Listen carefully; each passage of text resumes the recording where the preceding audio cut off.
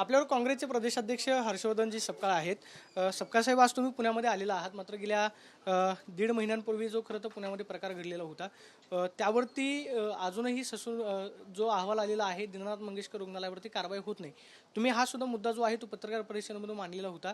दीनानाथ मंगेशकर रुग्णालयाला वाचवलं जातं या सगळ्या प्रकरणामध्ये? दुर्दैवाने आम्ही जे केलेले आरोप होते त्या आरोप नसून ते तथ्य त्यामध्ये आढळून आलेलं आहे आणि ही बाब आता अधोरेखित झाली आहे, सत्य स्वरूपात समोर आलेली आहे. नाहक कारण नसताना असत्याची बाजू, अधर्माची बाजू हे सरकार घेत आहे आणि रिपोर्ट पे रिपोर्ट हे आता यायला लागलेले आहेत आणि यातून सर्वात शेवटी क्लीन चिट सरकार हे फडणवीसचं आहे. त्यामुळे सरतेशेवटी क्लीन चिट दिला जाणार आहे. डॉक्टर घैसास यांना वाचवल्या जाणार आहे. डॉक्टर केळकर जे आहेत त्यांची बाजू घेतल्या जाणार आहे आणि सरतेशेवटी सावकारी वृत्तीने चालू असणारं जो मंगेशकर रुग्णालय आहे याला हे सरकार वाचवत आहे. एका महिलेचा बळी गेला आहे. जी मातृत्वासाठी आसुसलेली जी महिला आहे ती बिचारी या जगात राहिली नाही आणि तिच्या मृत्यूची जी जबाबदारी सरकारवर आहे. सदोष मनुष्यवधाचा गुन्हा दाखल करावा ही आमची मागणी आहे. मात्र तीही पूर्ण ही केल्या जात नाही आहे. आज पुनश्च त्या भिसे परिवाराशी संपर्क साधण्याचा आमचा प्रयत्न राहील. यात भरीसभर मंगेशकर कुटुंबियांची जी चुप्पी आहे ही कर्कश असल्याचं देखील आता जी वस्तुस्थिती आहे ती समोर येत आहे. मात्र पोलिसांवरती राज्य सरकारमधल्या कोणाचा दबाव आहे का? ज्यावेळेस ही घटना घडली, राज्याच्या आरोग्य उपसंचालकांच्या समितीनं अहवाल दिला की रुग्णालय याच्यामध्ये दोषी आहे प्राथमिकदृष्ट्या. दुसऱ्या बाजूला ससूनसारखी समिती जी आहे ती रुग्णालयाला क्लीन चिट देताना पाहायला मिळते. दोन समित्यांमध्ये वेगवेगळे अहवाल जे आहेत, निष्कर्ष जे आहेत ते समोर येतात. वर्ण दबाव आहे कोणाचा? घटना झाल्याच्या ताबडतोबीनं याच्यावर गुन्हे दाखल व्हायला पाहिजे होते आणि अद्यापपर्यंत गुन्हे दाखल झाले नाही. याचा अर्थच असा आहे की सरकारचा दबाव आहे आणि महाराष्ट्र पोलीस त्यांचं काम करत नाही. सदरक्षणार्थ आणि खलनिग्रहणार्थ महाराष्ट्र पोलिसांचं ब्रीदवाक्य आहे. मात्र खलत्वाचं संरक्षण आणि सज्जनांना वेठीस महाराष्ट्र पोलीस हे धरत आहे आणि यामध्ये गृहमंत्री अर्थातच महाराष्ट्राचे मुख्यमंत्री यांच्या इशाऱ्यावर हे सत्य दडपण्याचं काम दुर्दैवाने महाराष्ट्रात होत आहे. बीड जिल्ह्यामध्ये वेगवेगळ्या घटना सातत्यानं समोर येत आहेत. एका वकील मुलीला मारहाण जे आहे ते एका सरपंचांच्या कार्यकर्त्यांनी केल्याचं पाहायला मिळालं.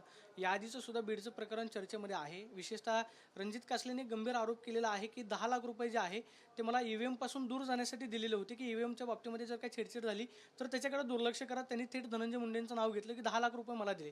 तुम्हाला शंका आहे की विधानसभा निवडणुकीमध्ये असं काय झालं असं? झालेलं ट्रान्झॅक्शन ऑनलाईन आहे. यापूर्वीच अमेरिकेमध्ये या ई व्ही एमच्या हॅकिंगच्या संदर्भामध्ये मोठं एक वक्तव्य झालेलं आहे. ज्या तुलसी गाभाट ज्या आहेत त्यांनी ज्यांचे मोदी साहेब ज्यांच्याबद्दल अनेक गुणगान गातात त्यांनीच आता ही बाब जगाच्या पुढे आणलेली आहे.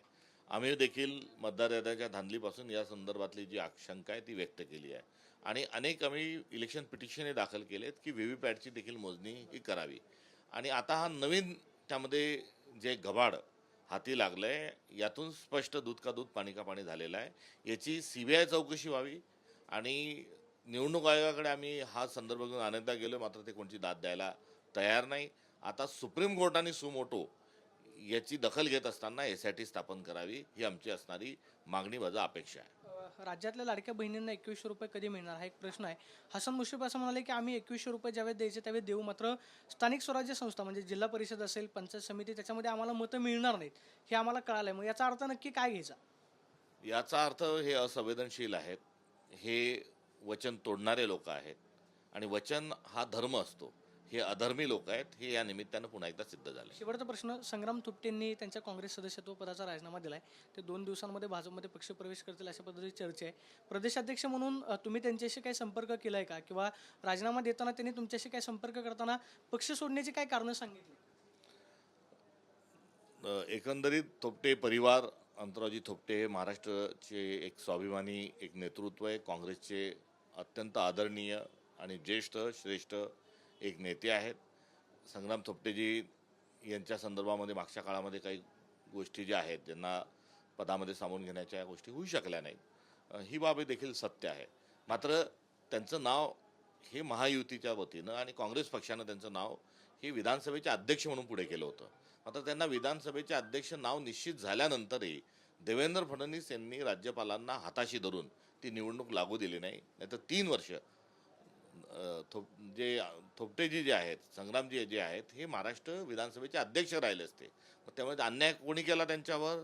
तर देवेंद्र फडणवीसांनी अन्याय केला. आणि देवेंद्र फडणवीसांमुळे ते महाराष्ट्र विधानसभेचे अध्यक्ष होऊ शकले नाही.